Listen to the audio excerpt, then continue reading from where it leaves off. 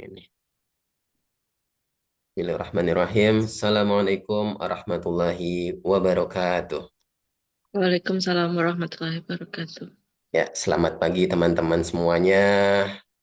Sebelum kita memulai lebih lanjut, kita berdoa dulu yuk. Berdoa, disilahkan.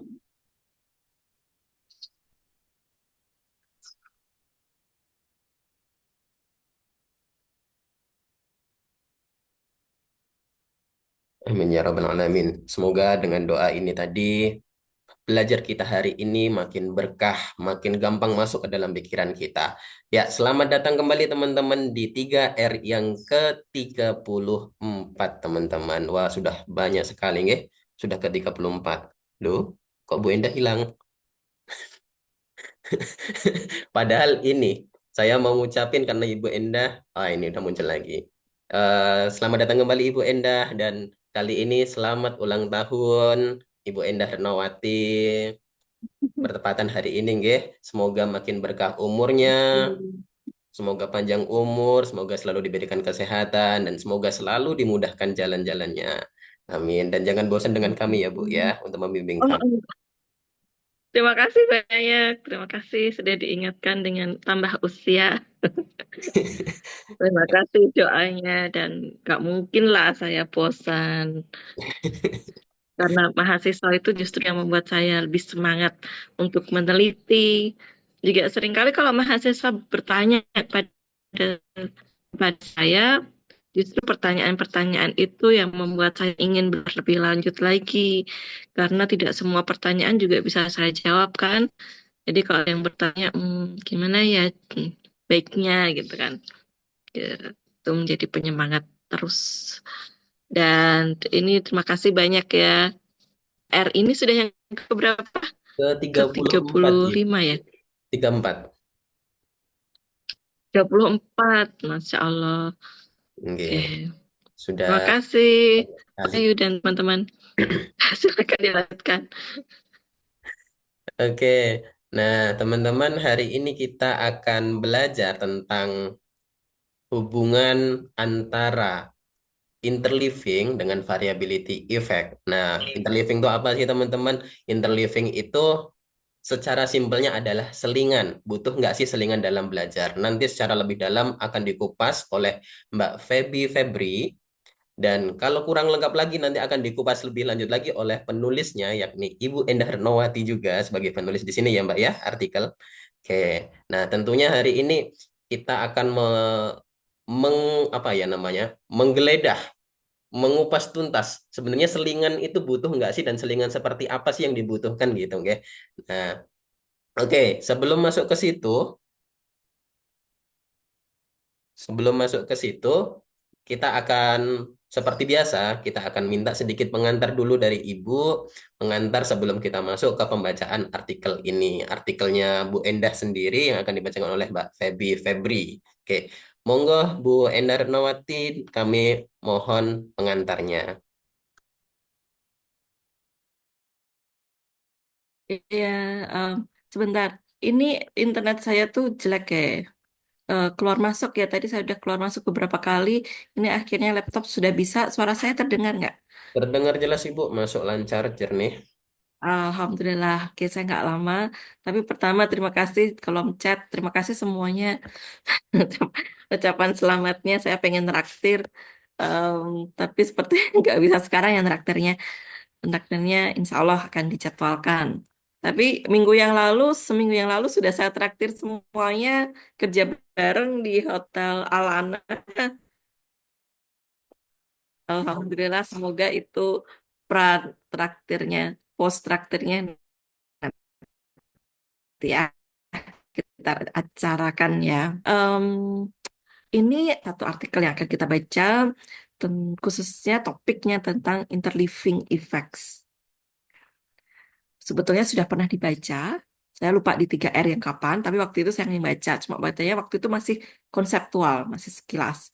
Jadi ini karena penelitian research groupnya Feby, Amini, Latifah, Novi itu tentang spacing dan interleaving.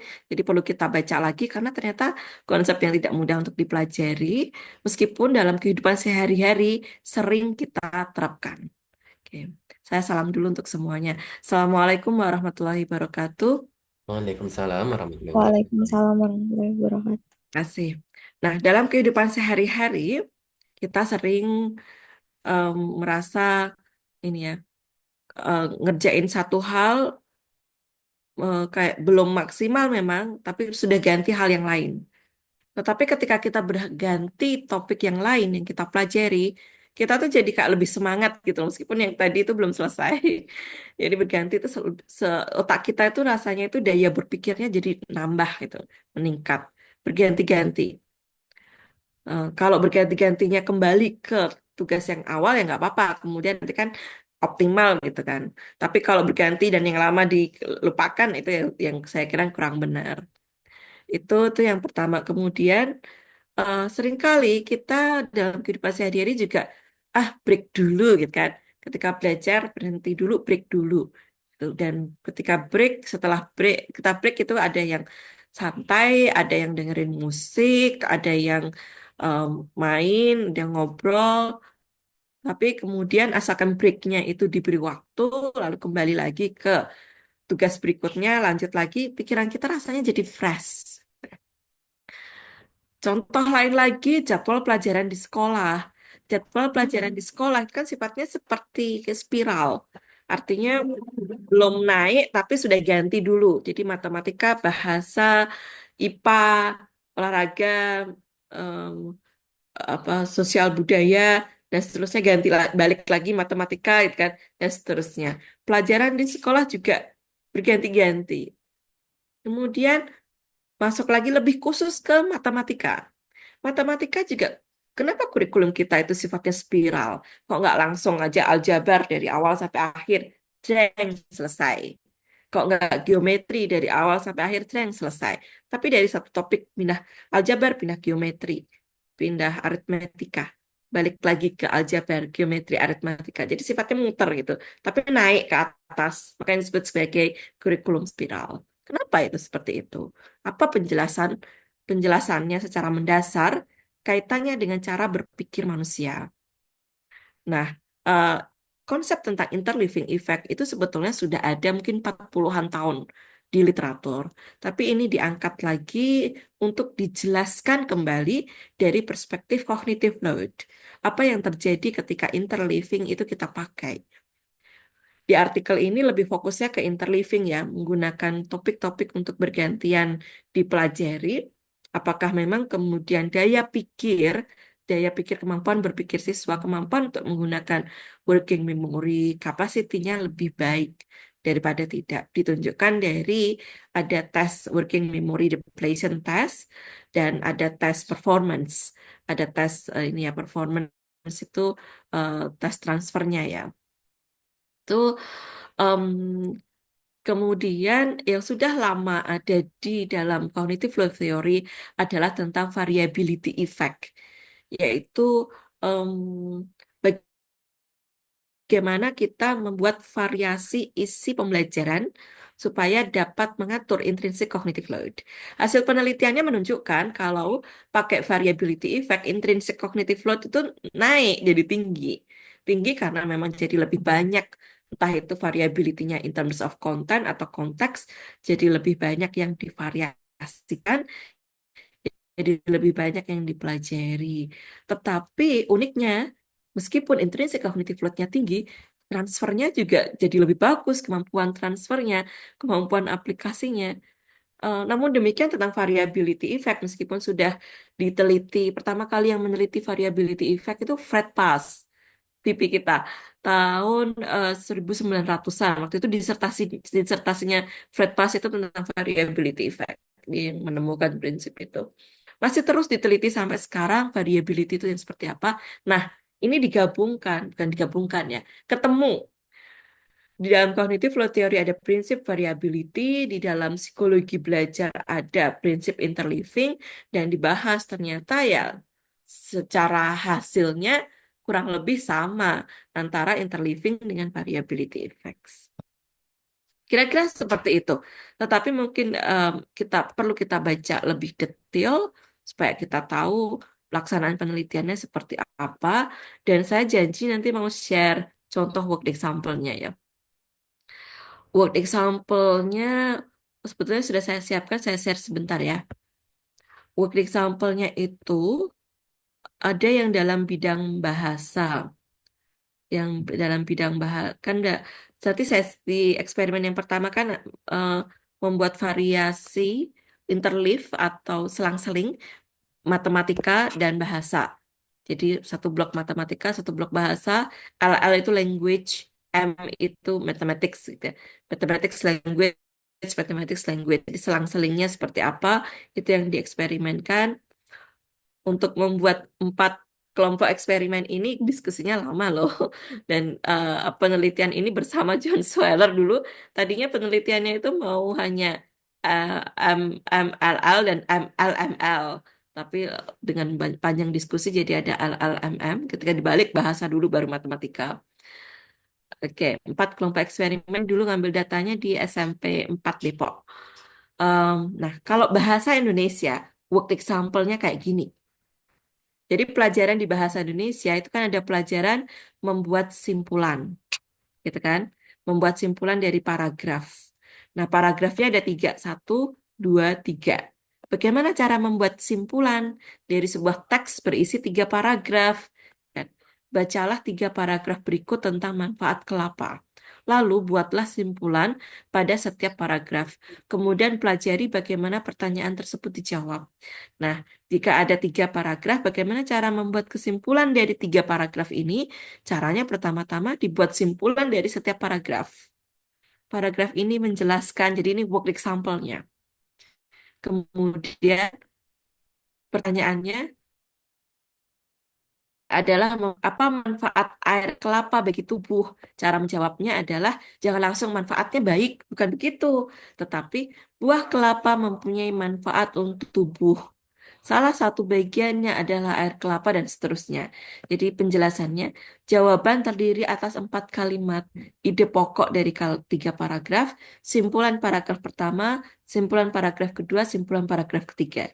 Jadi ini pelajaran cara menjawab. Itu kalau kita kan biasanya to the point gitu kan. Nah, ini mahasiswa yang pernah di kelas saya yang ujian urean mungkin bisa relate, tapi kalau enggak mungkin enggak. Jadi menjawab sebuah pertanyaan berbasis sebuah teks itu alangkah baiknya kita terbiasa untuk menjawab secara ide pokoknya dulu. Buah kelapa mempunyai manfaat untuk tubuh. Salah satu bagiannya adalah air kelapa dapat mencegah penuaan dini dan meredakan diare. Kemudian yang kedua mengandung ini, manfaatnya ini, mengandung ini, manfaatnya ini. Ini cara menjawab yang diharapkan. Lalu ada setelah work example ada problem solving untuk latihan. Jadi berikut ini tentang manfaat daging kelapanya. Kalau tadi untuk manfaat air kelapa.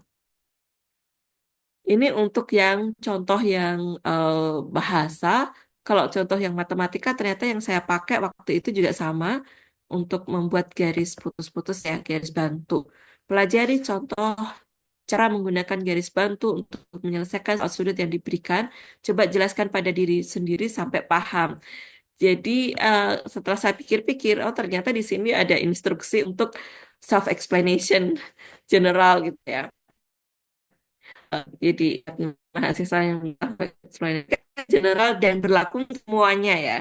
Berlaku untuk semuanya, jadi ini nggak bisa menjadi faktor yang dipakai untuk menjelaskan, tetapi bisa dipakai untuk ini work example-nya itu mungkin efektif karena perintah ini, satu paket gitu kan. Ada perintah ini, gambar ini. Oke. Kemudian mahasiswa nih kalau membuat work example geometri, geometri kan ada garis ya. Garis sejajar sudah kita ketahui pakai tanda panah-panah. Nah, kalau ada panah untuk menjelaskan, buang panahnya jangan seperti panah yang dipakai untuk objek geometrinya. Karena kalau enggak, siswa akan memandang ini sebagai objek geometri. Kalau perlu ada pengantar di awal sebelum mempelajari work example, diberitahu bahwa yang seperti ini bukan objek geometrinya, tetapi petunjuk untuk membaca langkah-langkah dalam contoh pembahasan. Kemudian ada working memory depletion test dan seterusnya sudah pernah saya berikan ya. Oke, ya. Oke, em,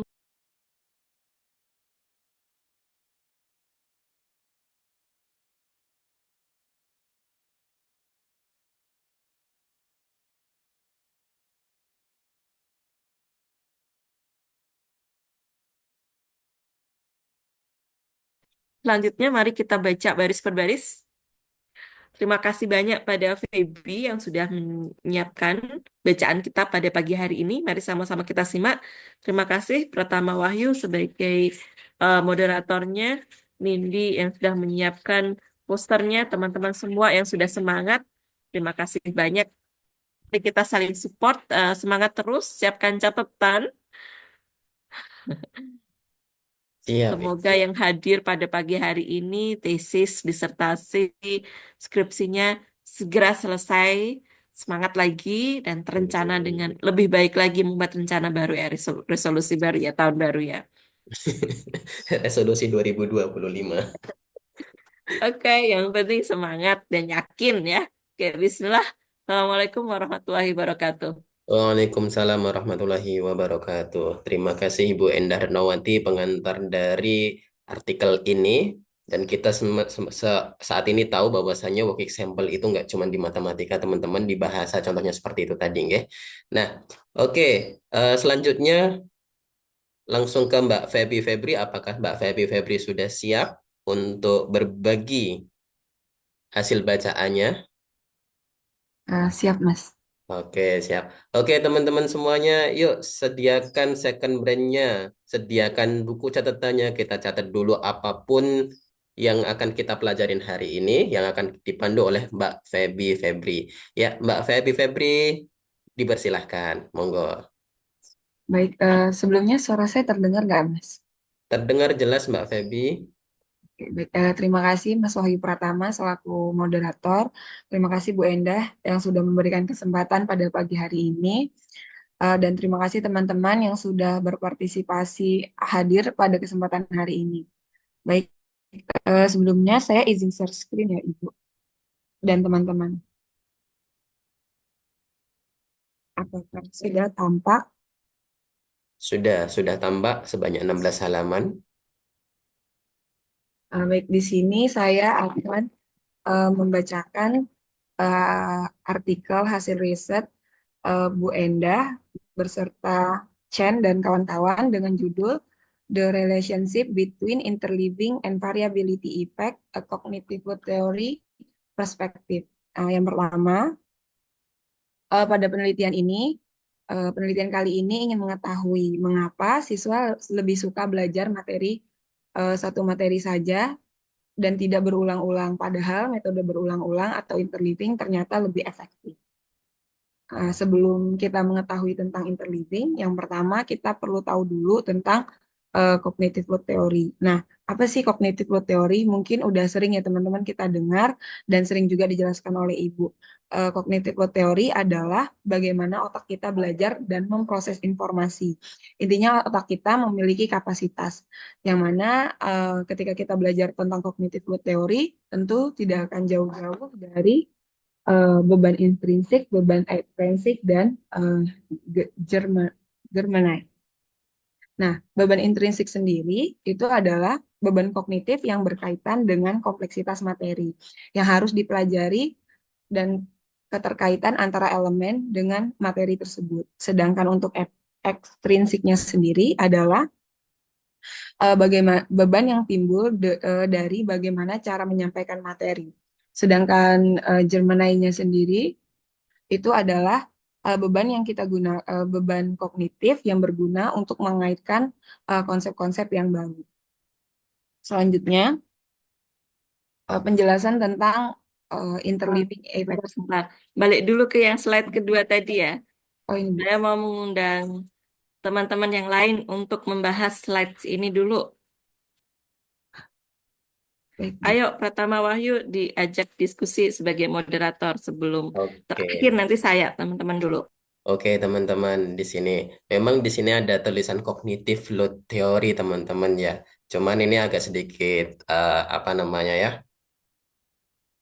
Sedikit diskusi, teman-teman. Nah, kalau memang diartikan dalam translate Google, memang load itu identik dengan kata beban. Beban itu negatif. Nah, tapi teman-teman, di dalam kognitif load teori, load itu sebenarnya adalah muatan gitu. Nah, teman-teman kalau ada yang mau diskusi yang lain, yang ada pertanyaan lebih lanjut, boleh nih. Terus ada macam-macam kognitif load teori. Dalam jenis load itu di dalam kognitif load teori memang benar ada tiga ini. Muatan intrinsik, muatan ekstrinsik, dan muatan Jerman.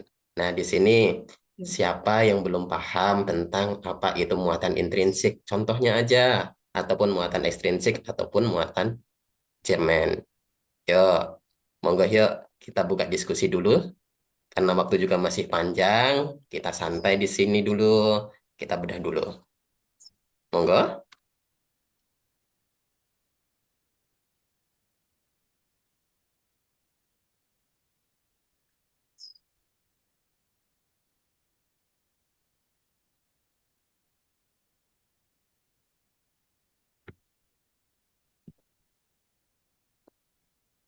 Ayo, siapa yang mau membahas? Hmm, Sunyi. ya, nanti dibaca lagi ya di artikelnya. Tapi saya mau mengulang lagi yang tadi baru saja disampaikan oleh Pratama Wahyu. Kita tidak menerjemahkan load dengan kata beban. Oke? Jadi kemarin waktu Feby bilang beban ekstrinsik, saya bilang itu apa itu kan? Nah, kamu Ya. belum baca lagi berarti. Oh iya. Jadi kita tidak menerjemahkan kata load dengan beban. Memang ada intrinsik gitu ya, intrinsic cognitive load. Itu artinya konten dari mata mata pelajaran, konten dari isi materi yang kita pelajari. Itu intrinsic cognitive load.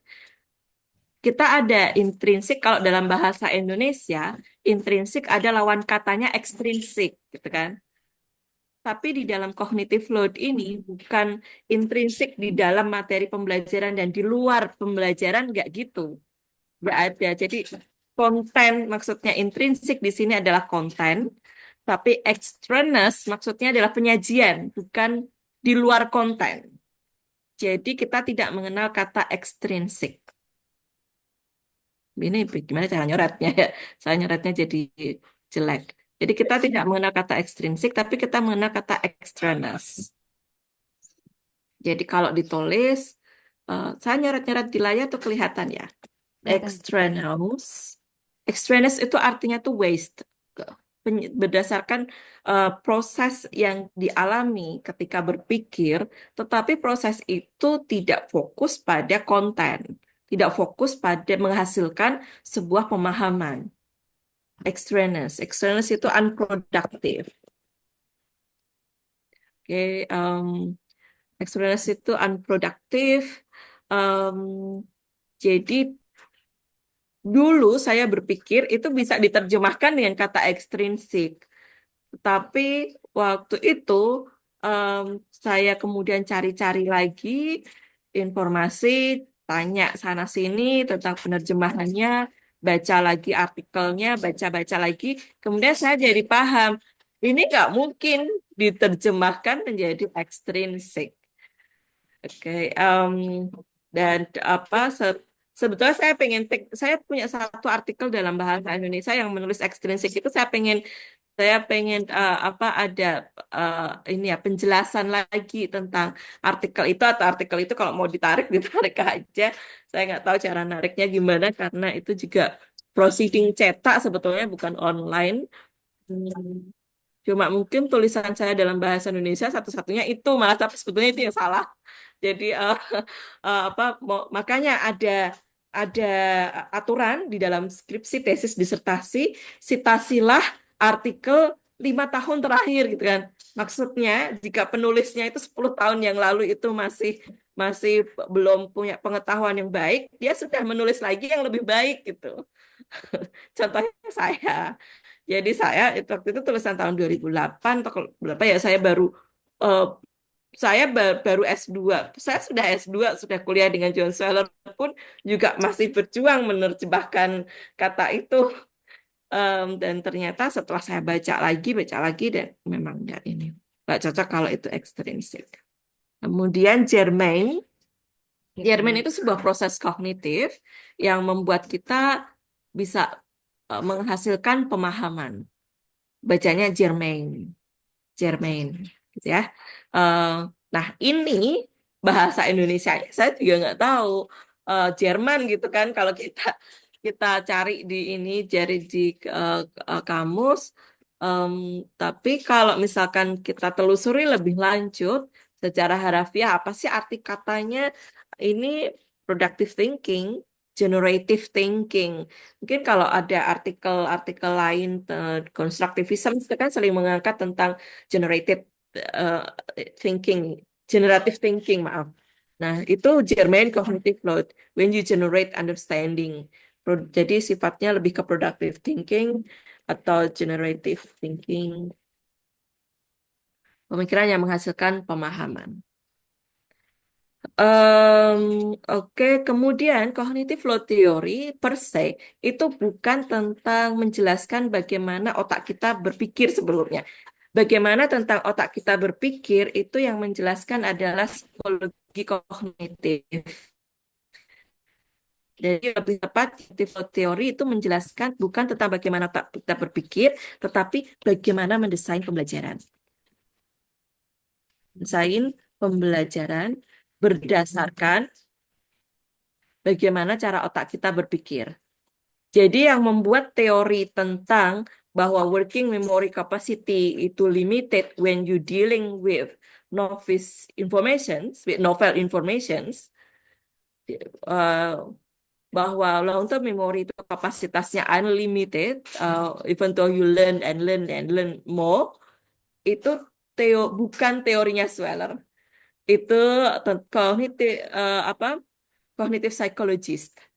Jadi tentang working memory itu teorinya Bedley dan kawan-kawan, tentang long term memory teorinya Erikson dan kawan-kawan, tentang bagaimana otak kita berevolusi dengan pengetahuan yang kita pelajari itu teorinya Jerry dan kawan-kawan. Jadi ada cognitive psychologist yang menghasilkan teori-teori berpikir yang dipakai sebagai dasar untuk mendesain pembelajaran. Nah, teori tentang desain pembelajaran yang mendasarkan pada cognitive load ini kemudian disebut dengan cognitive load theory. Oke, jadi lebih jelas atau belum? Boleh bertanya. Mumpung ketemu dosennya. Ibu izin bertanya, Bu. Ya, silakan Hosa. Ibu, tadi saya masih bingung untuk yang intrinsic load. Ya, Itu maksudnya bagaimana ya, Bu? intrinsic cognitive load berkaitan dengan banyaknya elemen yang ada di dalam konten materi yang sedang kita proses. Jadi ini berkaitan dengan konten eh, elemen dalam konten pembelajaran. Sebagai contoh, kalau kita menyelesaikan masalah matematika, contohnya apa ya, Hosa, masalah matematika, mungkin tadi ya garis dan sudut tadi ya. Oke, contoh tadi garis dan sudut itu kan materi yang sedang dipelajari. Misalkan materi yang sedang dipelajari adalah garis dan sudut itu. Maka yang perlu dipikirkan oleh siswa tentang isi atau konten problem solving garis dan sudut tadi antara lain adalah garis sejajar, transversal, bentuk-bentuk yang bentuk-bentuk bangun-bangun datar yang mungkin muncul bisa dibuat dari konfigurasi garis dan sudut yang diberikan, misalkan segitiga, segi empat, dan seterusnya, itu dari bentuknya terlebih dahulu. Kemudian dari sisi teoremanya, ada bahwa sudut dalam segitiga totalnya 180, bahwa sudut dalam segi empat totalnya 360, bahwa sudut yang sehadap ukurannya sama, bahwa sudut yang berseberangan jumlahnya 180. Itu kan teorema-teorema ya. Nah, itulah elemen. Elemen yang perlu kita kaitkan satu, bukan kaitkan satu yang lain, perlu kita pilih gitu kan. Kita pilih satu dan yang lain itu kan saling berhubungan, saling berkaitan dalam satu konten, dan perlu kita pilih mana yang sesuai digunakan untuk menyelesaikan masalah matematika tadi. Nah, itulah yang disebut intrinsic cognitive load. Untuk problem solving tadi, yang garis sejajar dan transversal, intrinsic cognitive load-nya termasuk tinggi.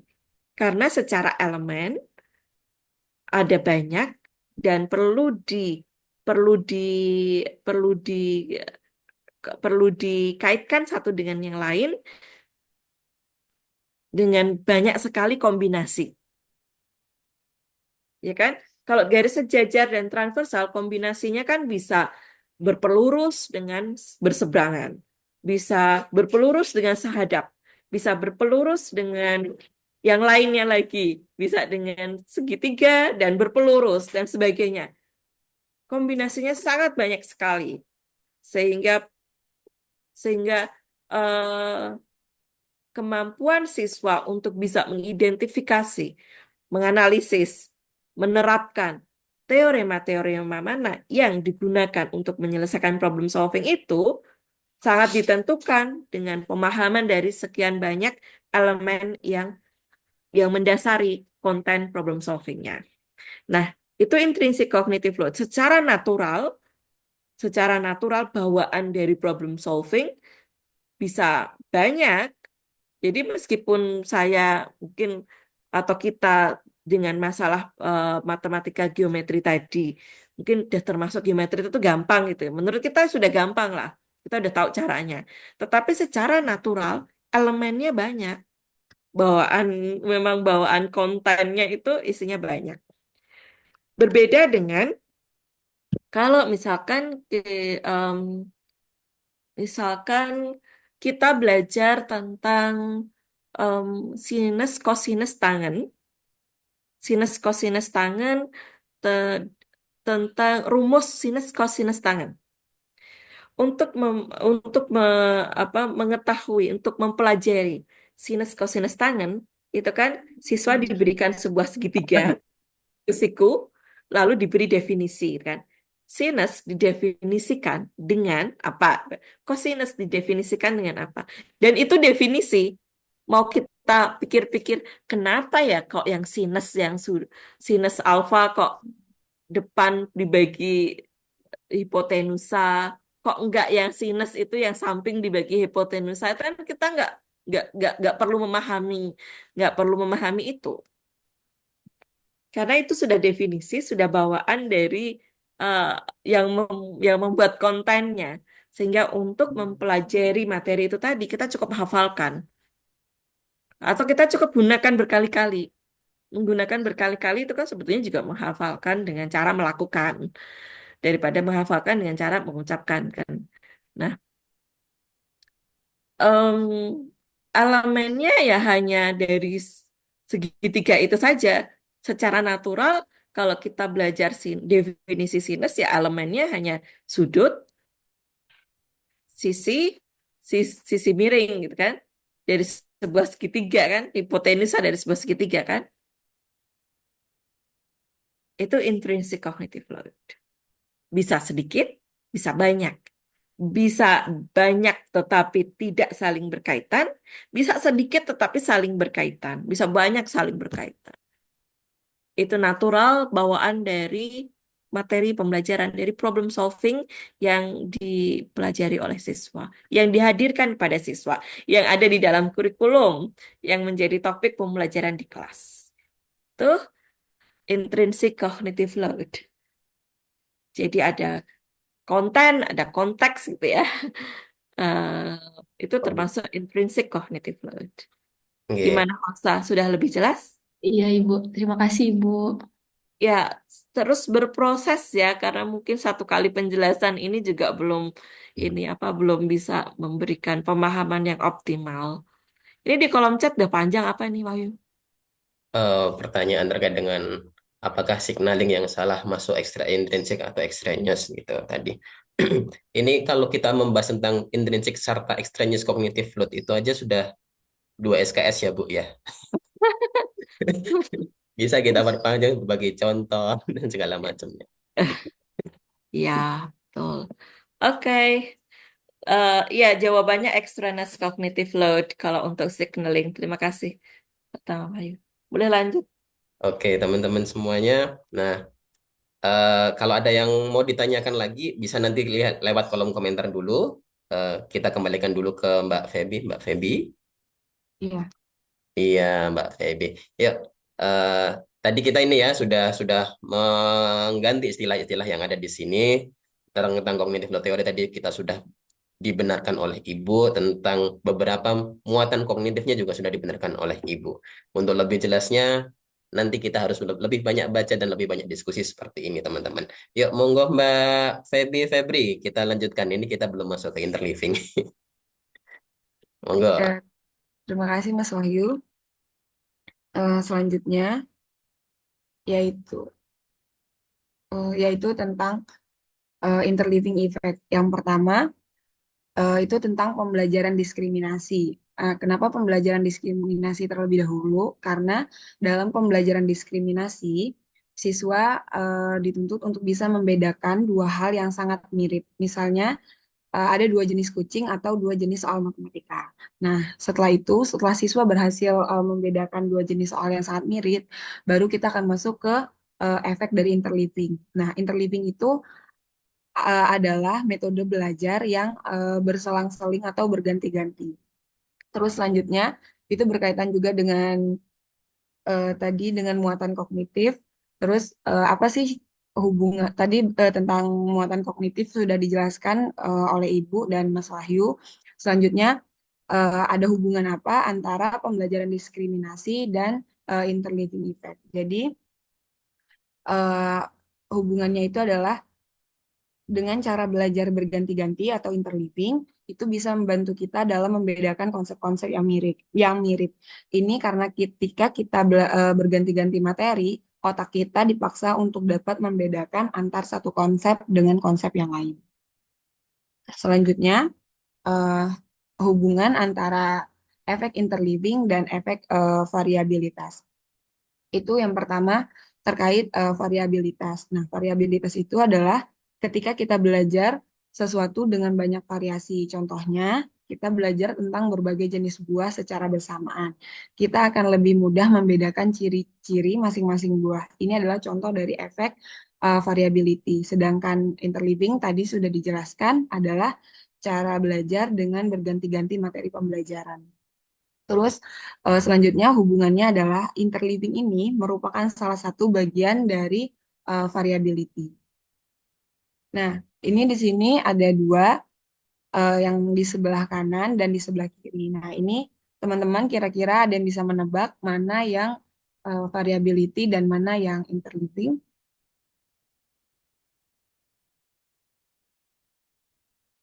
Silahkan teman-teman. Mungkin Mas Wahyu bisa nebak mana yang interleaving dan mana yang variability. Wah, ditembak ke saya. Nah, langsung aja ya Mas. Nggih, ya, langsung saja. Ya, nah jadi yang di sebelah kanan saya itu, yang sebelah kanan saya ini termasuk contoh dari variability, sedangkan yang ini adalah interleaving. Nah, selanjutnya,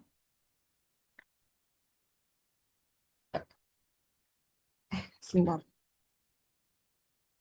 Nah, selanjutnya pada riset kali ini itu menggunakan dua eksperimen. Untuk eksperimen pertama itu melibatkan 143 siswa dengan rentan usia 13 tahun, di mana terdiri dari 75% perempuan dan sisanya adalah laki-laki. Nah, untuk eksperimen pertama ini menggunakan dua mata pelajaran, yaitu bahasa yang meliputi tugas menghafal dan memproses informasi diseling dengan pembelajaran matematika. Nah, untuk teori kerja bahasanya itu untuk menghafal kalimat terakhir dari setiap menghafal kata terakhir dari setiap kalimat. Untuk tugas pemrosesannya menilai korelasi logis setiap kalimat yang dirancang untuk mengukur penyampaian informasi dan fungsi pemrosesan informasi dari memori kerja. Sedangkan untuk tes memori kerja matematika itu sendiri eh, seperti mirip dengan bahasa, yaitu 3 plus 2 min 1 sama dengan 6, di mana nanti siswanya disuruh memvalidasi pertama untuk benar atau salah dan tiga tiga digit menghafal tiga digit pertama pertama. Jadi konsepnya mirip-mirip gitu ya teman-teman.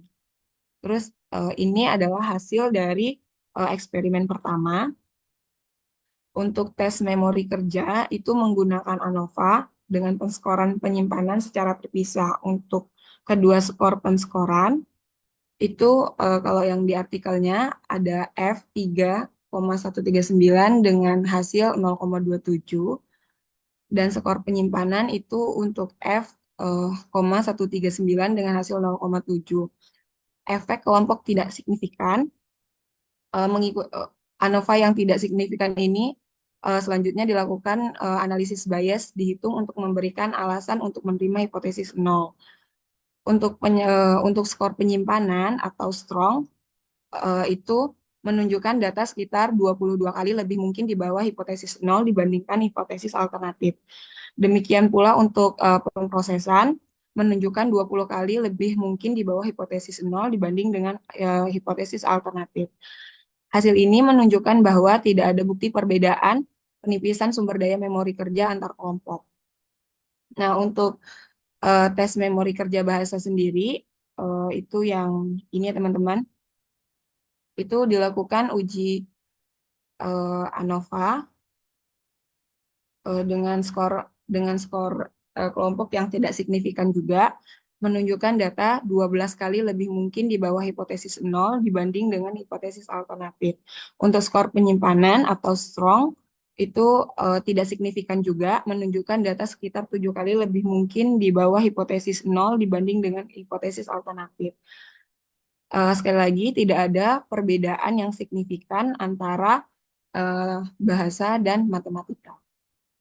Terus selanjutnya, ini adalah hasilnya, resultnya, ya, teman-teman. Percobaan pertama tidak membuktikan bahwa metode interleaving lebih efektif daripada metode pembelajaran yang berfokus pada satu materi saja atau yang biasa disebut dengan blok. Eh, karena materi matematika dan bahasa itu udah pasti sangat berbeda, sehingga di sini tidak terjadi diskriminasi pembelajaran. Jadi diskriminasinya itu gagal karena tidak siswa sudah pasti bisa membedakan karena memang muatan materinya itu memang benar-benar berbeda seperti itu. Terus selanjutnya untuk eksperimen kedua itu menggunakan soal matematika yang sama, cuman perbedaannya di sini dia ada yang langsung dan ada yang istirahat. Nah, untuk metodenya sendiri, untuk prosedurnya sendiri, yang pertama tahapannya itu eh, semua peserta diberikan materi pembelajaran dasar selama 20 menit. Materi ini berfungsi sebagai fondasi mereka ketika akan memasuki materi yang lebih spesifik lagi. Di sini terdiri dari 3 fase. Fase pertama, peserta dibagi menjadi beberapa kelompok. Di sini ada 4 kelompok. Yang pertama itu interleaving versus block. Yang satu pakai istirahat, yang satunya tidak.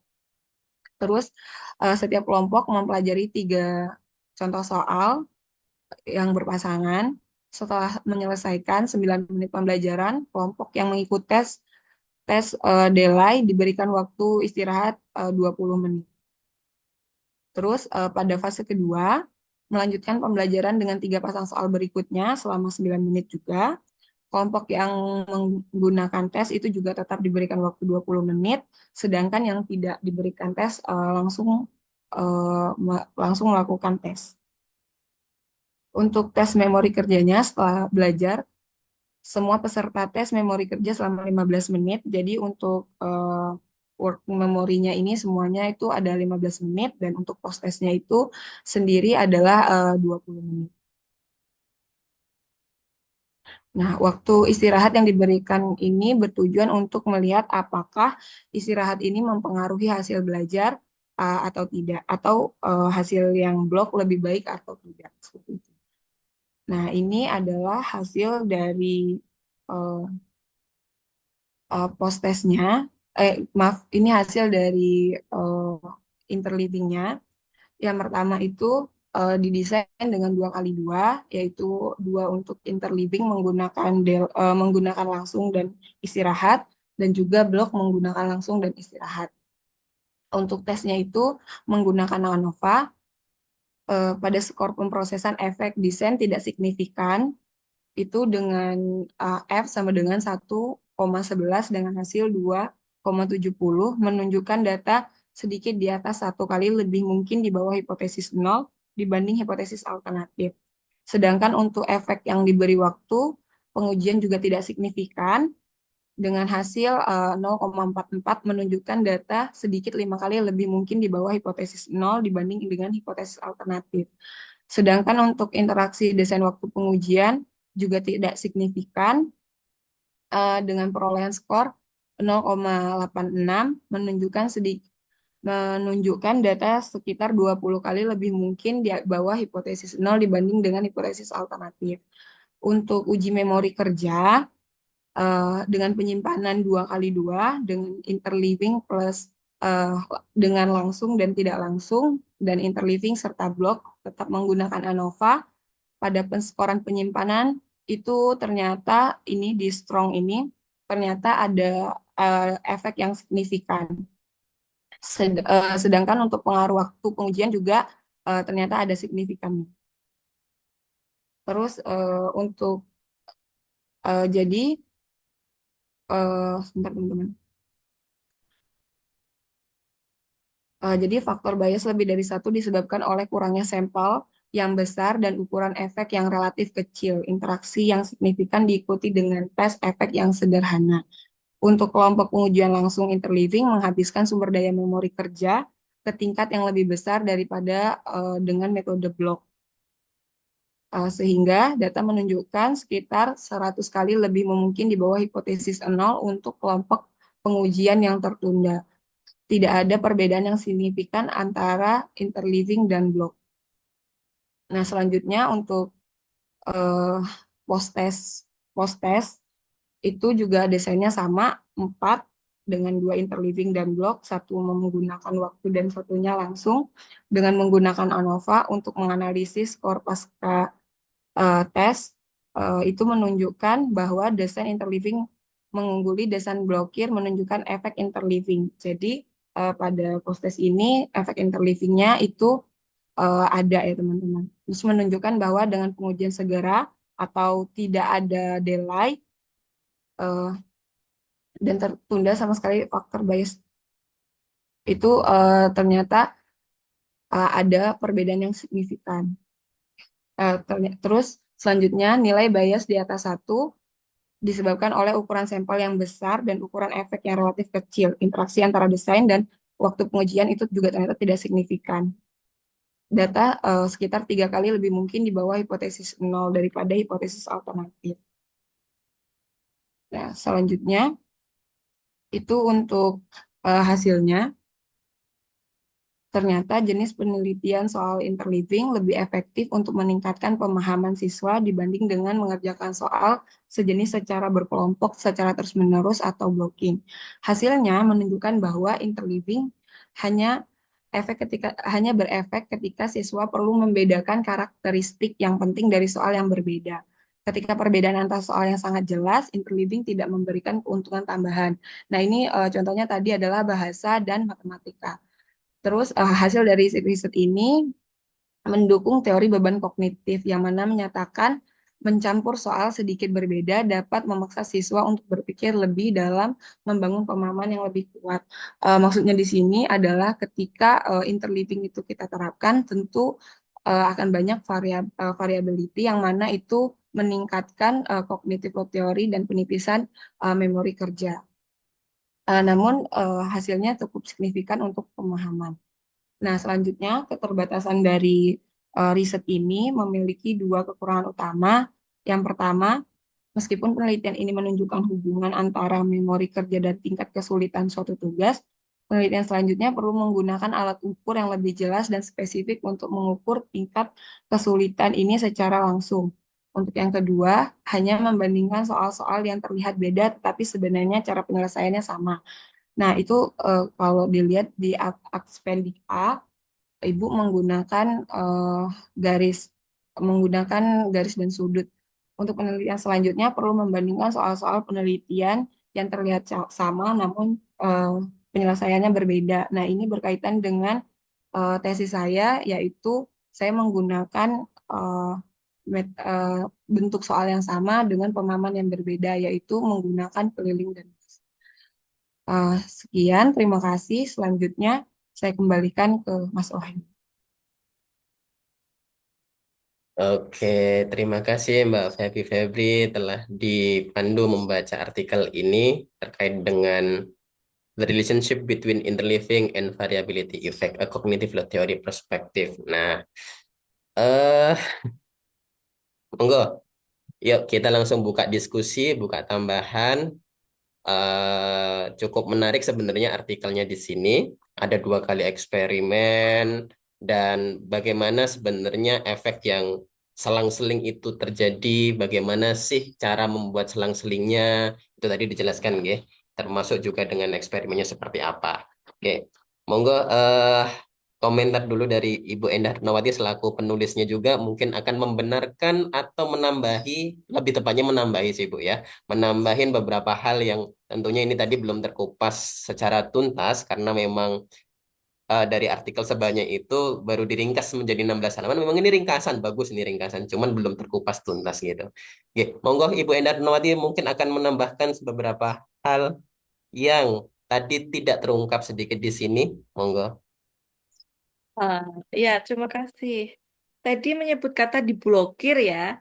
Diblokir itu kalau mungkin mantan gitu, blokir gitu kan.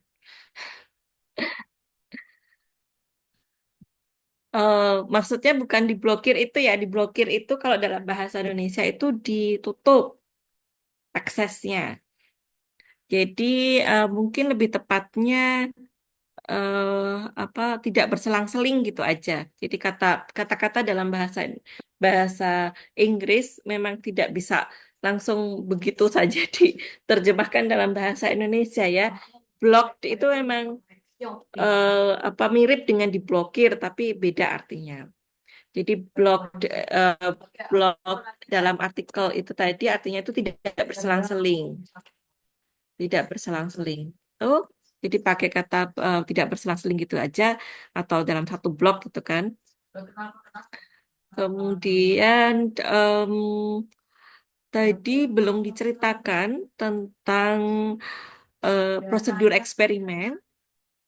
Jadi urutan pelaksanaan eksperimennya itu seperti apa? Itu tadi belum. Kemudian mungkin saya bantu bacakan. Kalau saya share screen ini, bisa nggak gantian share screen? Em, saya coba share dulu, bukan ini. Bentar. Oke, saya share screen artikelnya ya. Nah, mari kita simak lagi. Di dalam artikelnya terbit di Education Sciences, em, satu payung penerbit MDPI. Em, kemudian eh, editornya Dorothy Kane Hughes. Kemudian di sini ada di sebelah kiri kalau mahasiswa buka langsung dari websitenya ada daftar isinya. Em, di dalam daftar isinya ini kelihatan kalau ada 2 eksperimen gitu ya.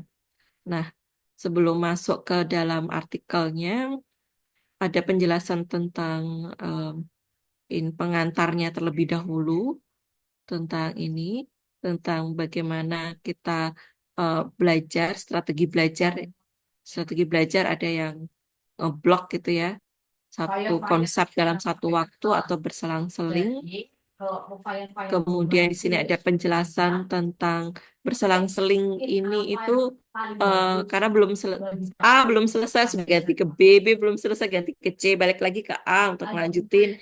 Itu ada yang mungkin kurang nyaman dengan hal itu, tetapi berdasarkan hasil penelitian justru malah interleaving itu bisa menghasilkan hasil pembelajaran yang lebih baik berdasarkan hasil penelitian sebelumnya di bidang psikologi. Kemudian kita mau ngetes lagi apakah memang hasilnya bisa lebih baik, dan menurut cognitive load, penyajian seperti ini tuh disebut dengan variability effect. Jadi interleaving dengan variability itu sebetulnya sama. Jadi sewaktu tadi ada slide yang Feby menunjukkan mana yang interleaving, mana yang variability. Saya sangat berharap adalah jawabannya interleaving dan variability sama-sama yang sebelah kiri. Yang di sebelah kanan itu nggak ada variability-nya, nggak ada interleaving-nya. Oke, jadi flashback yang ke slide tadi ya. Soalnya dari judulnya ini sendiri kan, sebetulnya mau melihat relationship gitu. Memang dua hal yang berbeda, hubungannya ternyata sama.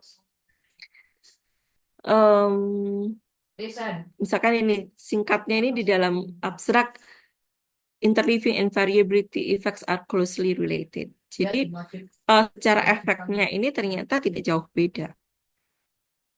Kita masih meneliti lebih lanjut lagi, jadi ini belum penelitian benar-benar kesimpulan final, masih perlu diulang lagi hasil penelitiannya apakah sama atau tidak.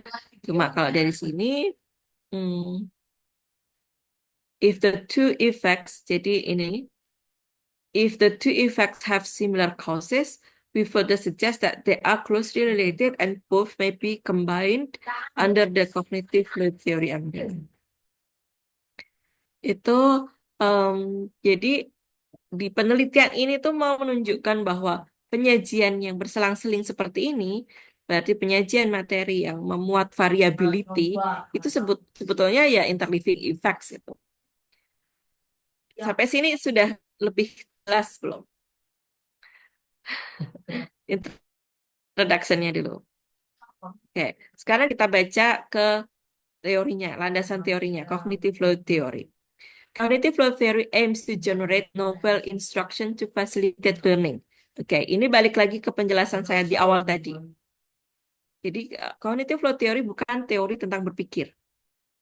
Note ya, cognitive load theory bukan teori tentang berpikir, tapi teori tentang mendesain instructions, mendesain pembelajaran untuk materi-materi yang sifatnya baru, problem solving atau kompleks, supaya pembelajarannya itu terfasilitasi dengan baik. Nah, asumsinya atau yang mendasari cognitive load theory kok dia kemudian menteorikan tentang desain-desain pembelajaran itu sebanyak ini. Atau mungkin ada yang 5, yang pakai perspektifnya evolusi, berarti ada 5. Yang pakai perspektifnya tentang working memory, long term memory, ada yang 4, ada yang 5 juga. Ini kita uraikan satu persatu dari 8. Tapi basically ini semua. Dan ini semua, ini dari referensi yang lain. Misalkan nomor 1, dari Jerry. Nomor 2, dari Peterson. Short term memory, ini dari sini masih Simon Bedley dan kawan-kawan. Ini auto memory Erikson. Oke, ini tentang intrinsic external cognitive load dari John Swallow dari hasil penelitian. Oke, ya, ini sebetulnya sudah tertulis di sini. Kemudian di sini tertulis Intrinsic cognitive load and German cognitive load represent beneficial cognitive loads. Jadi ketika kita bisa mengolah konten pembelajaran, maka kita bisa meminimalkan cognitive load yang dialami saat belajar. Sehingga German cognitive load-nya bisa naik. Tapi extraneous cognitive load itu berkaitan dengan penyajian desain pembelajaran yang tidak baik karena akan interfere. Interfere itu artinya mengganggu atau mengganggu itu apa ya? Menghalangi, meng, apa lagi? Menghalangi atau apa ya? Interferensi loh. Terus di sini ada penjelasan tentang interleaving effects. Interleaving itu apa sih? Jadi, any explanation of the interleaving effects must also explain why the effect cannot be demonstrated under some conditions. Jadi, di sini dijelaskan tentang interleaving dan juga tentang interleaving and variability effects based on their common characteristic. Jadi, persamaan-persamaan dari interleaving dan variability. Oke, di sini dijelaskan tentang interleaving and the discrimination hypothesis. Dugaan tentang bahwa ketika kita belajar sebuah topik dan topiknya itu bervariasi, maka siswa itu sebetulnya belajar mengidentifikasi perbedaan antara problem solving yang diberikan. Nah, kemampuan untuk mengidentifikasi perbedaan problem solving yang dipelajari, itulah yang meningkatkan German cognitive load, yang meningkatkan pemahaman. Jadi hipotesisnya ada di situ. Kenapa kok interleaving itu berhasil? Interleaving itu berhasil kalau siswa itu mampu mengidentifikasi, oh, yang tadi tuh kayak gini, maka caranya begini. Oh, yang ini seperti ini, maka caranya begini. Ini soalnya itu berbeda. Jadi, ketika siswa belajar membedakan problem solving dengan problem solving yang lainnya, itu kan meningkatkan pemahaman. Nah, disitulah fungsi dari interleaving. Bagaimana sebuah interleaving membuat selang-seling sehingga siswa bisa meningkat kemampuannya untuk membedakan problem solving satu dengan problem solving yang lain. Penjelasannya ada di sini. Discrimination learning. Kemudian discrimination hypothesis, kemudian penjelasan hasil-hasil penelitian sebelumnya. Kemudian di sini penjelasan tentang variability effects. Dari Fred Pass tahun 1994 tadi yang sudah saya sampaikan. The variability effect suggests that engaging in tasks with high surface variability enhances learning compared to tasks with low surface variability. Saya meng-highlight seperti ini berarti saya melakukan apa? Signaling. Saya signaling seperti ini supaya mahasiswa baca. Hasil penelitiannya, variability effects, jika variability surface ya, permukaan. Jadi bukan variability konten, tapi variability di permukaan aja. Jadi kenapa sih muncul variability dalam satu kali fase belajar? Siswa itu kan belajar 3 atau 4 problem solving. Nah, 3 atau 4 problem solvingnya ini secara permukaan ada perbedaan yang banyak atau tidak. Menurut variability effect, ketika perbedaannya itu ada tinggi, jadi high surface variability, itu yang lebih baik karena dapat meningkatkan kemampuan transfer daripada yang perbedaannya sangat sedikit. Itu tasks with higher variability impose higher intrinsic cognitive load. Kalau variability-nya tinggi, tentu saja intrinsic cognitive load-nya tinggi. Karena akan lebih banyak elemen yang perlu dipikirkan oleh siswa. Due to more interactive elements being processed simultaneously in working memory. With an increase in variability, the number of interactive elements is increased as learners need to distinguish more varied tasks requiring similar solutions. Learning to categorize problems is central to both invariability and interleaving effects. Jadi dalam variability dan interleaving effects itu sama-sama tentang supaya siswa belajar membedakan problem solving satu dengan problem solving yang lain. Nah, yang dipermasalahkan adalah selang-selingnya itu topik yang sangat-sangat berbeda atau yang hanya berbeda di permukaan aja. Kalau yang topik yang sangat-sangat berbeda itu seperti bahasa matematika. Kalau yang hanya di permukaan tentang jual beli di pasar ganti tentang jual beli di toko. Paham? Oke. While interleaving, ini ya selanjutnya. While interleaving and variability effects have a common goal of teaching students to appropriately categorize problems, one difference between the two effects is that there is a common experimental design for all demonstrations of the variability effects, but there are two designs for the interleaving effects. Dalam penelitian variability effects selama ini, desainnya itu selalu sama, yaitu sama-sama di matematika, sama-sama di bahasa, jadi topiknya itu sama, hanya membedakan konteksnya yang bervariasi atau kontennya yang bervariasi dalam hal ini mungkin angkanya, bilangannya.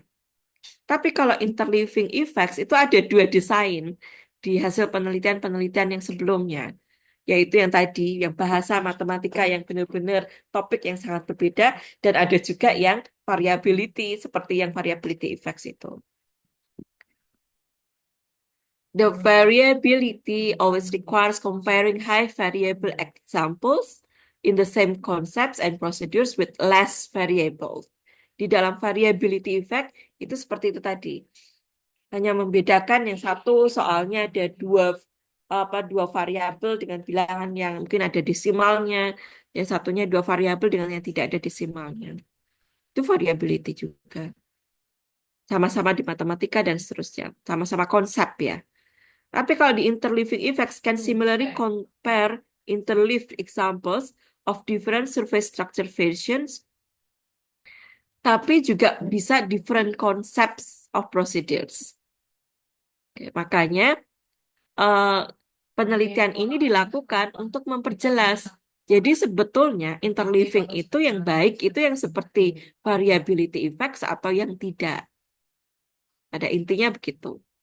The current work, jadi penelitian ini tested the formal version of interleaving effects by using problems that appeared different but were structurally the same. Oke, jadi eksperimen yang dilakukan dasarnya adalah ini. Kenapa melakukan eksperimen 1 dan eksperimen 2 itu? Dasarnya ini tadi. Dari literatur review, karena ada variability effect, biasanya itu penelitiannya itu di topik yang sama. Tapi kalau interleaving itu kadang di topik yang sama, kadang di topik yang berbeda. Jadi sebetulnya itu yang benar yang mana? Kan? Itu muncullah novelty atau gap penelitian karena ada teori-teori yang berbeda. Nah, ini saya stop share dulu. Saya sudah menceritakan tentang landasan atau dasar kenapa penelitian ini dilakukan. Gitu ya.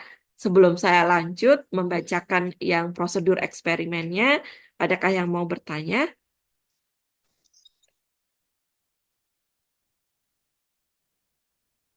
Halo, yang off kamera ini hidupin kameranya dong.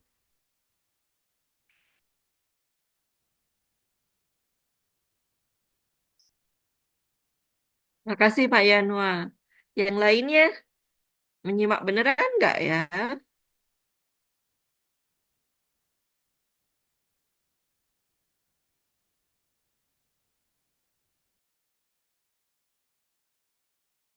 Halo, Hosa, Pika, Rina. Risma mana Risma? Temanmu sekelas kok datang. Yuk, semangat. Ibu, saya izin bertanya, Ibu. Ya, Kan kebetulan saya penelitiannya tentang interliving ya, Bu. Terus menggunakan materinya itu yang secara tampak muka sama, tapi secara pengerjaan itu berbeda. Nah, itu kan menggunakan work example juga. Cuman itu yang ingin saya tanyakan, Bu, terkait, tapi ini boleh ditanyain nggak, Bu, di sini? Terkait penilaiannya gitu, Bu. Karena kalau yang disandingkan mencari keliling sama mencari luas itu kan langkah-langkahnya berbeda dan capaiannya juga berbeda. Itu apakah terkait penilaian di interliving itu harus sama antara konsep satu dan konsep dua atau tergantung dengan kompleksitas materi seperti itu? semua penilaian pada dasarnya sama, yaitu harus objektif. Itu aja. Pada prinsipnya sama, yaitu objektif. Artinya ya sesuai dengan tujuan dari pengukuran, sesuai dengan jenis tasnya, sesuai dengan sesuai dengan kalau rub- ada ada 4 soal rubriknya berarti untuk 4 soal itu berlaku sama. Jadi menggunakan prinsip penilaian pada umumnya. Prinsip penilaian bukan objektif ya. Kamu harus menggunakan pengukuran sesuai dengan tujuan dari pengukuran itu. Kemudian transparan, adil. Kalau eh, eh, salah diberi nilai 0 ya untuk semuanya salah berarti nilainya 0. Itu kalau tentang rubrik seperti itu jawabannya.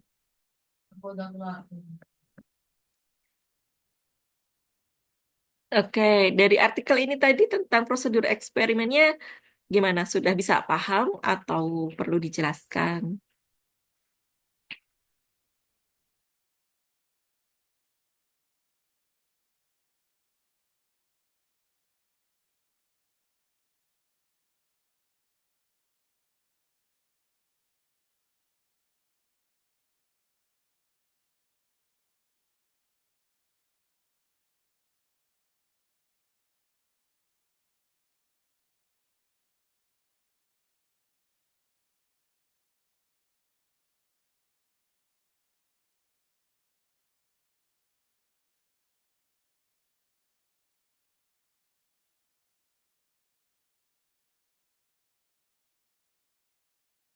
Sepertinya belum ada pertanyaan lanjutan, Ibu.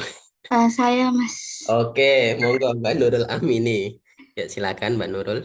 Oke, makasih Mas. Jadi Ibu membaca dari artikel Ibu untuk di metode penelitiannya itu pakai randomisasi juga ya Ibu. Mungkin bisa lebih dijelaskan mengapa, apakah kita harus tetap menggunakan randomisasi dalam proses penelitian menggunakan ini, menggunakan interleaving gitu.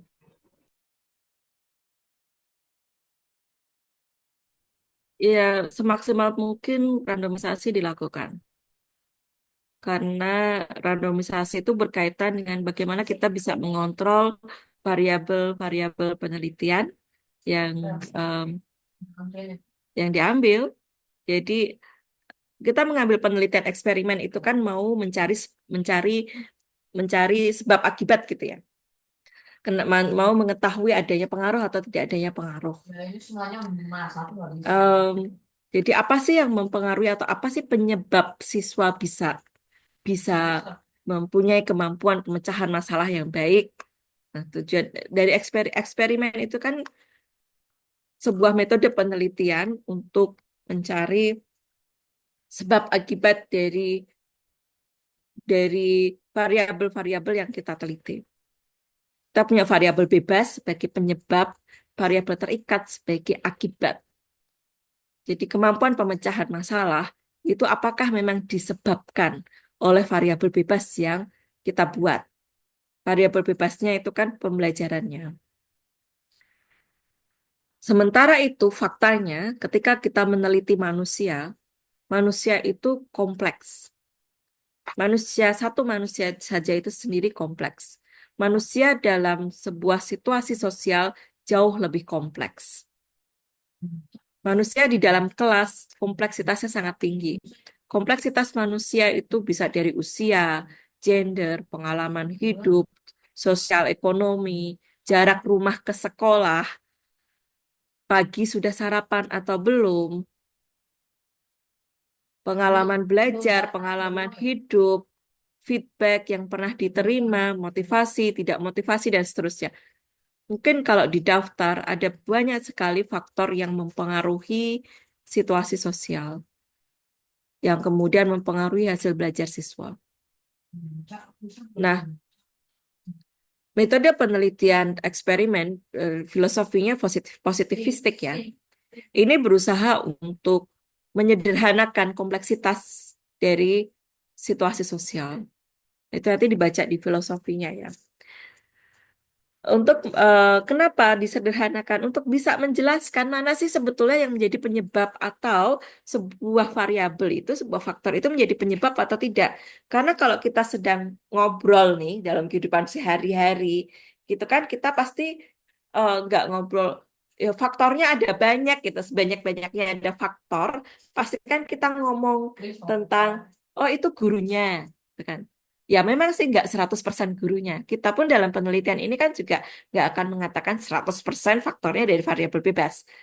Tapi kita menggunakan signifikansi level 95% gitu kan. 95% dengan prosedur yang seperti apa. Em, dengan melakukan randomisasi, kita memberikan peluang yang sama terjadinya pengaruh faktor-faktor lain yang tidak kita kontrol ke variabel terikat yang diukur ke semua subjek penelitian. Sehingga yang membedakan satu kelompok eksperimen dengan kelompok eksperimen yang lain hanyalah variabel bebas yang kita miliki. Karena yang menjadi pembeda hanya variabel bebas yang kita miliki. Ketika ada perbedaan variabel terikat, maka kita bisa mengatakan penyebabnya adalah variabel bebasnya. Oke. Karena kok nggak yang lain? Karena kita memberi peluang yang sama, variabel-variabel yang lain secara secara acak, ya, karena misalnya gini, variabel yang lain itu kan ada usia, gender, kemudian sosial ekonomi. Nah, ini kalau kita bagi rata di semua kelompok eksperimen, peluangnya untuk saling mempengaruhi variabel-variabel yang lain itu rata sama antara kelompok satu dan kelompok yang lain. Sehingga kemampuan kita untuk mengatakan bahwa ini satu-satunya variabel yang bisa kita kontrol.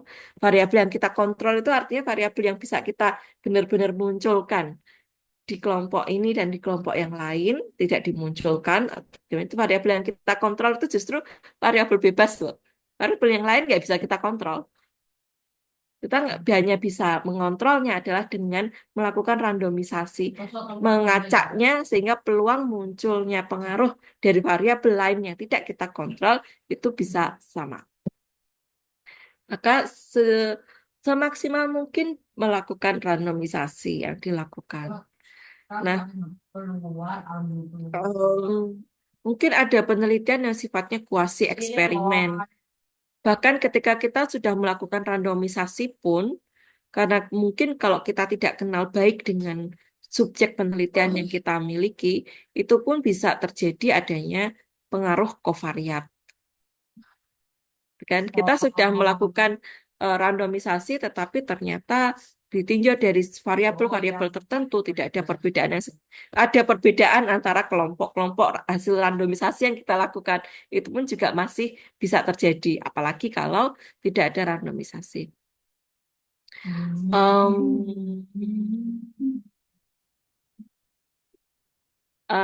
Mungkin gitu, Sudah menjawab pertanyaan belum ya? Kok saya jadi agak ngeblur tadi pertanyaannya apa ya? Apakah di penelitian ini ada randomisasi gitu ya? Ya, Apakah randomisasi penting atau tidak gitu, Bu? Kapan randomisasi dilakukan gitu? Dan kapan randomisasinya dilakukan?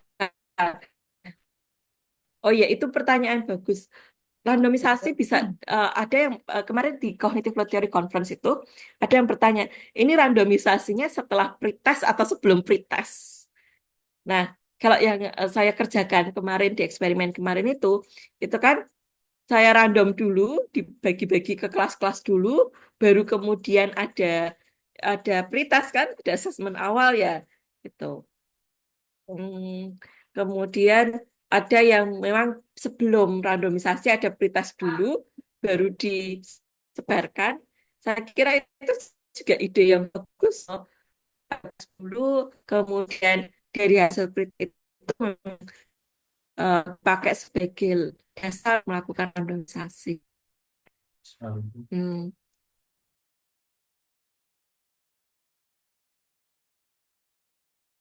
Oke, Pak Yanu, gitu ya Pak Yanar mau tanya, Eh, sudah tersiap belum ya?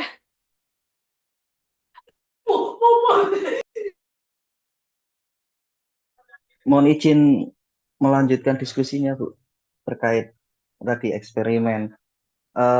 Terkait tadi randomisasi, kemudian true dan kuasi, itu kan pemahaman saya sebelumnya dan juga membaca beberapa literatur itu, kalau true eksperimen itu kan tidak dilakukan di social science gitu. Artinya semua variabel-variabel itu dikendalikan secara statistik. Nah, sedangkan kuasi eksperimen yang memang sering kita lakukan bahwa semua variabel itu tidak dikendalikan statistik. Artinya ada variabel-variabel yang sebenarnya itu mempengaruhi pada treatment, pada proses eksperimentasi, namun tidak dikendalikan. Nah, yang ingin saya tanyakan, apakah konsepnya memang seperti itu? Jadi true eksperimen itu mengontrol semua variabel, misalnya di biologi katakanlah pertumbuhan pohon, berarti variabel cahaya, kemudian kelembapan udara, air, pupuk, dan sebagainya semuanya terkontrol. Itu yang disebut true eksperimen. Nah, sedangkan di pendidikan, kuasi itu misalnya ketika kita tes, kan ada variabel misalnya, wah, uang sakunya ketika berangkat ke sekolah kurang, atau misalnya pada pagi itu hujan, pada proses berangkat ke sekolah ada kendala-kendala, atau hari itu juga misalnya kondisi siswa yang biasanya pintar, dia sedang putus cinta misalnya, itu kan variabel yang memang tidak terkendalikan oleh statistik gitu. Apakah seperti itu sebenarnya konsep dalam penelitian-penelitian kognitif load atau seperti apa gitu, material? Iya, betul sekali Pak Yanuar. True eksperimen itu di laboratorium gitu ya. Hmm. Em, Kemampuan kita untuk bisa mengontrol variabel-variabel dalam konteks situasi sosial tentu sangat terbatas karena kan banyak sekali yang juga tidak bisa kita duga selain dari subjeknya ya. Yang tidak bisa kita duga itu situasi sosialnya itu sendiri. Misalnya cuaca, eh, ruangannya pakai AC atau nggak pakai AC, kan kaitannya dengan cuaca. Jadi em, apa mungkin pakai AC tapi kan ada yang nggak tahan dingin. Jadi AC-nya itu sendiri belum tentu menjadi sebuah faktor yang menentukan kalau ada AC maka akan meningkatkan pengaruhnya kan nggak tahu juga karena ada juga yang nggak tahan AC atau tempat duduk, kenyamanan tempat duduk, atau hanya gara-gara hal yang simple, gara-gara hanya ada orang yang bilang, udah pokoknya kerjakan aja nilaimu pasti bagus, kan. Hanya kata-kata simple, tapi itu tidak bisa kita kontrol karena mungkin diucapkan untuk beberapa subjek dan oleh orang lain yang nggak sengaja lewat, atau em, atau mungkin contoh lainnya lagi adalah baru aja ada WA yang mengatakan eh, memberitakan hal-hal yang tidak terduga misalnya begitu. Itu kan berbagai hal yang tidak bisa kita kontrol dalam situasi sosial. Nah, kalau di dalam literatur, true eksperimen cenderungnya adalah laboratori eksperimen. Jadi eksperimen di dalam laboratorium di mana em, subjek penelitiannya adalah benda mati, bukan manusia. Subjek penelitiannya misalkan, maaf tanaman karena nggak mungkin saya kurang tahu kalau tanaman mungkin kalau kalau yang true eksperimen laboratorium itu yang kimia, misalkan zat-zat kimia. Itu kan objek bukan makhluk hidup gitu kan. Objek-objek di dalam laboratorium itu benar-benar mungkin hampir 100% atau 99% bisa kita kontrol faktor apa saja yang mungkin untuk memengaruhi kejadian di dalam entah reaksinya atau prosedur di dalam eksperimennya itu. Kalau laboratorium yang berkaitan dengan tanaman pun, itu kan juga sudah mulai ada faktor sosial atau faktor faktor cuaca yang mungkin juga nggak 90, nggak 100% juga untuk bisa kita kontrol seperti halnya dengan objek benda mati.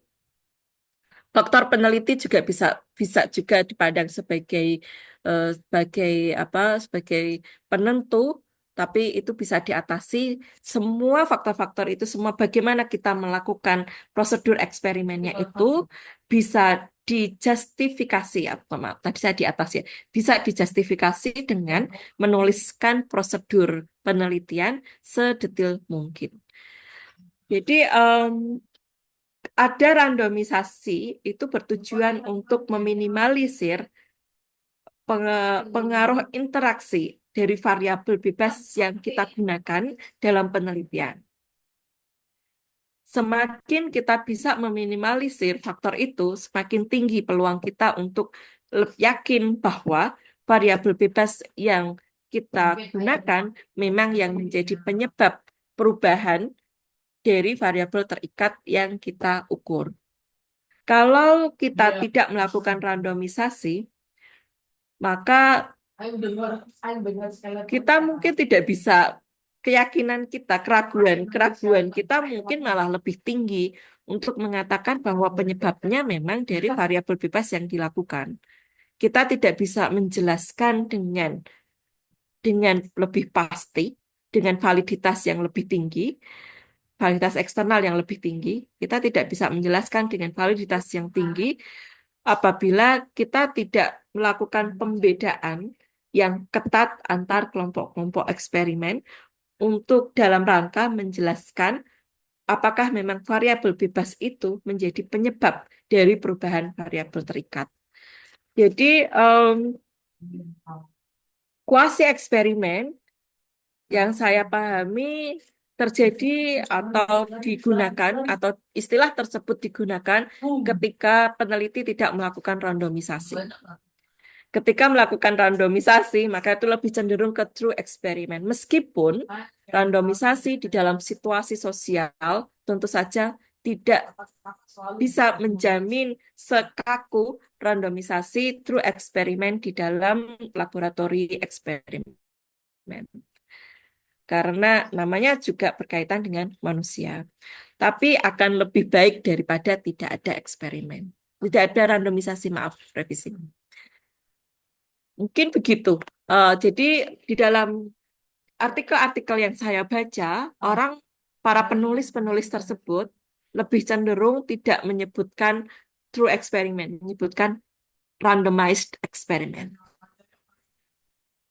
Juga mereka tidak mengklaim itu kuasi eksperimen, karena memang tidak kuasi eksperimen, karena mereka melakukan randomisasi. Tapi mereka juga nggak menyebut ini true eksperimen, tapi randomized eksperimen, randomized control eksperimen, eksperimen terkontrol yang ada randomisasi.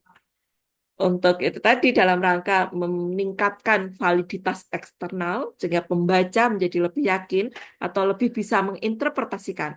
Peneliti sendiri juga lebih bisa menginterpretasikan antara penyebab dengan akibat ya. Karena kan pada dasarnya metode penelitian eksperimen itu untuk mencari itu.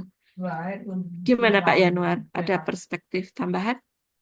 Berarti amannya memang penulisannya bukan true atau kuasi ya Bu ya, memang itu pakai randomized Ya, eksperimen itu ya. randomized Oke. controlled Oke. experiment atau this experiment. Karena This memang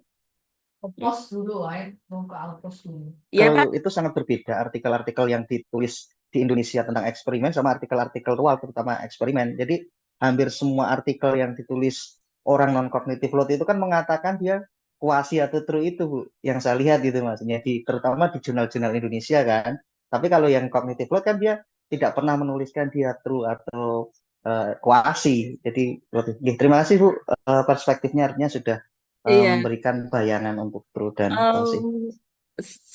Sejauh ini saya cenderung menggunakan referensi internasional seperti yang sudah saya ceritakan sebelum-sebelumnya ya di 3R sebelumnya. Mungkin bacaan-bacaan saya memang lebih banyak di jurnal internasional atau buku internasional karena saya melihat sendiri bagaimana penelitian di sana, diskusi di kampus-kampus bereputasi internasional itu terjadi. Dan saya melihat sendiri bagaimana publikasi-publikasi nasional di Indonesia itu diolah. Bagaimana penelitian ini diolah. Jadi itu yang membuat saya memang menjadi ragu-ragu untuk mensitasi atau malah membaca artikel di jurnal nasional. Mohon maaf, malah kadang-kadang jadi stres. Jadi lebih baik untuk membaca artikel di jurnal internasional. Saya sebagai pengelola jurnal tahu betul bagaimana dapurnya jurnal di Indonesia, belum lagi yang model, mohon maaf, titip em, atau menghubungi editornya untuk mendapatkan prioritas dan seterusnya. Saya pernah menjadi editor dan seperti itu. Saat ini saya menjadi editor pun juga masih seperti itu. Saya sangat berharap ini mahasiswa saya di kelas ini, di angkatan ini, ya memang solid, tetapi jadikanlah tantangan itu menjadi motivasi. Insya Allah kalau eh, rezeki itu tidak akan kemana. Publikasi insya Allah jalan terus ya. Kalau diusahakan sebaik-baiknya. Bahkan saking saya tahu betulnya bagaimana proses penelitian, diskusi ilmiah, conference, publikasi, referensi di universitas yang tingkat internasional, standar internasional itu, saya nulis artikel ini tadi kan dengan John Sweller, gitu, Fred Pass, Chris Ohow, dan lain-lain. Bahkan saya menulis artikel dengan beliau pun mengalami penolakan-penolakan terlebih dahulu. Artikel yang dibaca ini tadi itu juga nggak langsung terbit loh.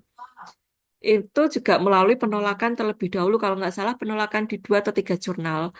Kemudian ini sudah ada penelitian lanjutannya. Penelitian lanjutannya itu yang ngambil data di Temanggung itu berarti sudah 1 tahun melayang di jurnal, di publikasi, di reviewer ini. Sudah 1 tahun ya terasa ya. Jadi kita pertama submit Januari tahun kemarin. Maaf, ini belum. Januari tahun ini. Hampir 1 tahun berarti. Sudah ditolak di 1 jurnal dan ini sedang pindah ke jurnal yang kedua. Tapi agak lama belum ada hasil. Ya kita tinggalkan aja. Seolah-olah jadi gak lupa. Kita mengerjakan penelitian yang lain untuk publikasi berikutnya. Jadi meskipun saya menulis artikel jurnal dengan para ahlinya juga prosesnya sangat-sangat ketat dan itu yang membuat saya menjadi lebih yakin membaca artikel jurnal internasional daripada nasional, meskipun ya oke, betul tidak 100% mana jelek ya, tetapi daripada milih-milih mana yang baik dan mana yang jelek, lebih baik saya langsung ngambil dari toko yang bagus kan, karena sudah ada yang mensortir duluan. Em, dan itu pun kita kan pernah di 3R, saya lupa sesi yang berapa, kita mendapatkan artikel yang setelah kita baca itu kita meragukan ya, karena nggak lengkap kan. Nah, di jurnal internasional pun juga ada yang seperti itu. Nggak lengkap mungkin itu apa reviewernya nggak teliti atau bagaimana. Membakar kostumnya ada dong lebih bagus. Gitu sebagai tambahan. Jadi ya nanti lebih amannya kita sebut aja this eksperimen ya atau randomized control experiment. Oke. Sudah menjawab Pak Yanuar? Sudah terjawab? Tidak ada jawaban yang pasti, tapi setidaknya memberikan wawasan, Mas Wahyu, untuk eksperimen ini. Oke, terima kasih banyak, Bu Indah. Oke. Oke, teman-teman yang lain ada yang pertanyaan lainnya? eh Bu Endah, apakah ini akan diteruskan lanjutan tentang prosedur eksperimennya atau bagaimana, Bu? Iya nih Feby harus baca eksperimennya. Sebentar. Yang lain ini yang off kamera ini lagi ngapain?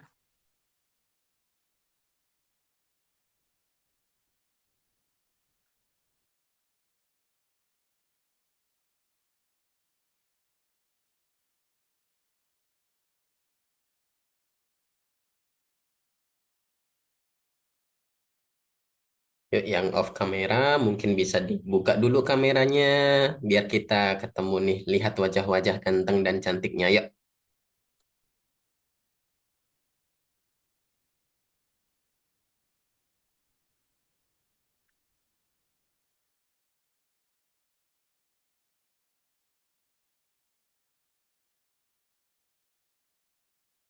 udah ibu untuk Kayaknya yang cantik cuma satu deh.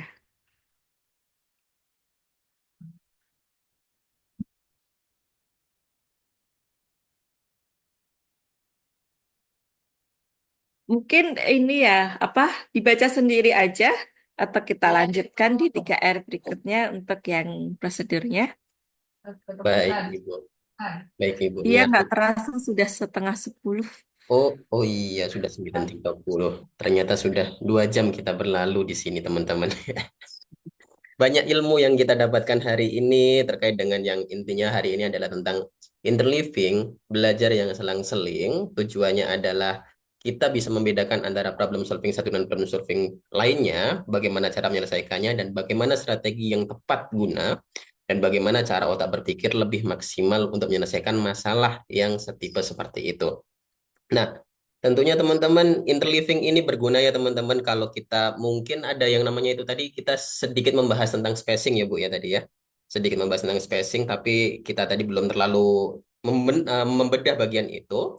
Itu kalau spacing tuh mungkin teman-teman taunya Pomodoro gitu kan 25 25 menit belajar 5 jam istirahat. Enggak, 5 menit istirahat gitu ya. Dan seterusnya begitu. Oke, teman-teman. eh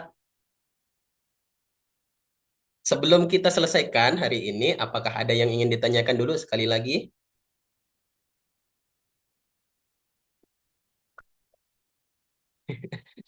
Belum ada ya sepertinya. Oke, kalau begitu teman-teman semuanya, terima kasih telah hadir hari ini. Terima kasih Mbak Febri telah eh, membacakan artikel Ibu. Terima kasih Bu Endah telah melengkapi artikel ini, membacakan dan mengurangi apa namanya rasa penasaran kita semua gitu. Terima kasih teman-teman sudah hadir hari ini meramaikan 3R yang ke-34 dan sampai jumpa lagi di 3R berikutnya 3R 35 insya Allah. Dan tentunya sekali lagi tadi kan kalau hari ini Ibu Endah Ernawati yang ulang tahun, teman-teman besok pagi ada moderator satu kita lagi nih sebenarnya yang ulang tahun yaitu Mbak Nindi Fadlila. Selamat ulang tahun Mbak Nindi Fadlila walaupun lebih awal 1 hari dan semoga panjang umur juga, semoga makin berkah umurnya. Oke, teman-teman semuanya, Iya, Mas Ayu. teman-teman semuanya izin menutup pertemuan hari ini. Sampai jumpa pertemuan selanjutnya dan selamat melanjutkan aktivitas hari ini. Kurang lebihnya mohon maaf. Assalamualaikum warahmatullahi wabarakatuh. Waalaikumsalam warahmatullahi Wabarakatuh. wabarakatuh. Terima kasih semuanya, selamat belajar. Makasih, Bu. Makasih Ibu. Terima kasih.